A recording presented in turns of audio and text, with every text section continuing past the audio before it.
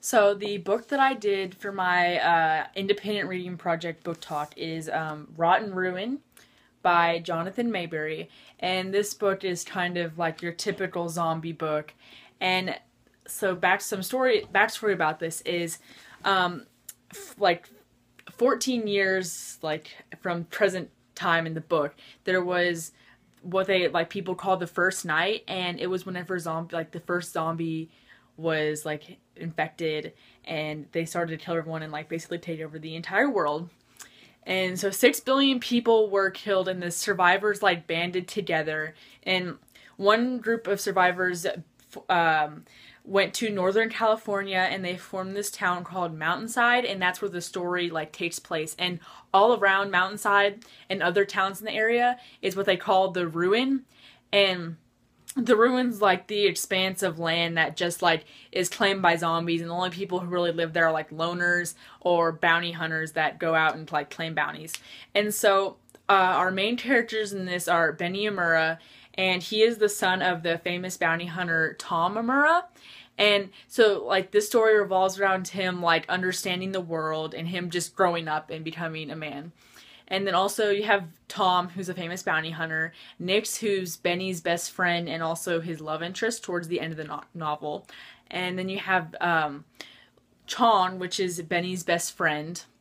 And then you also have the various bounty hunters, such as Charlie, Pink Eye, and the Motor City Hammer, who they're the antagonists of the story. So as the story starts out, where Benny and his friend Chon, they have to find jobs before their 15th birthday, or else their rations will be cut. And so they go around town trying to figure out various jobs, and Chon eventually finds one, but Benny doesn't see any jobs that he likes.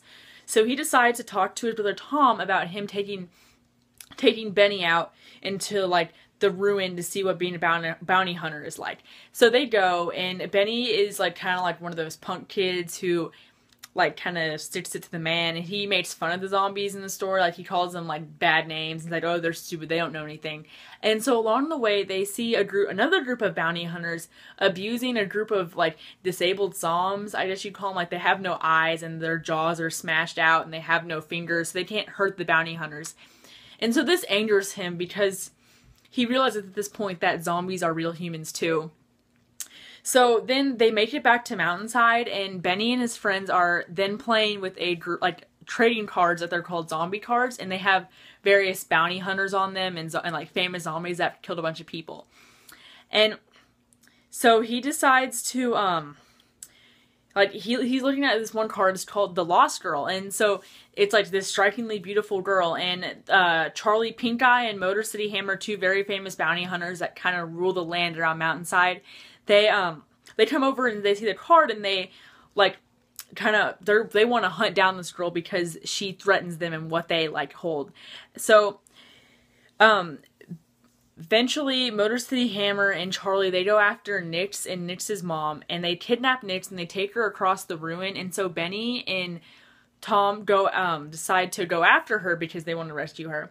And so this story is really just about like, it's like a rite of passage story, and it's like just about everyone growing up and realizing that the world is not what they think it is. And so a short passage in this novel that describes I just really like the development of like all the main characters and like how they change throughout the story.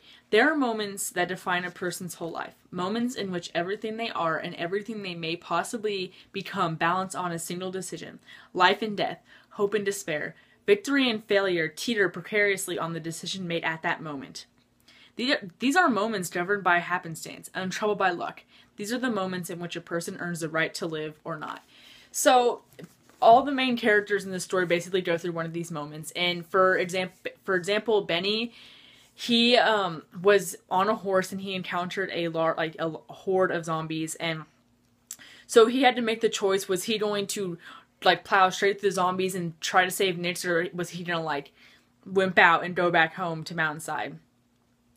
And so like Nix, her decision is to like fight the bad guys and save herself, or just like be like a stupid girl. So basically all the characters have a moment like that in the story. And a theme of the book I would say is that like humans can be the real monsters sometimes, which is evidently shown from the treatment of the zombies and some of this like, but whenever Benny realizes that zombies are just humans too, but just like different. And so I have a Smeagol peg dispenser, and this shows like Smeagol was also a human and he's considered a monster now, but he still has like a piece of that humanity inside of him that like keeps him sometimes like from going insane, you could say. Thank you.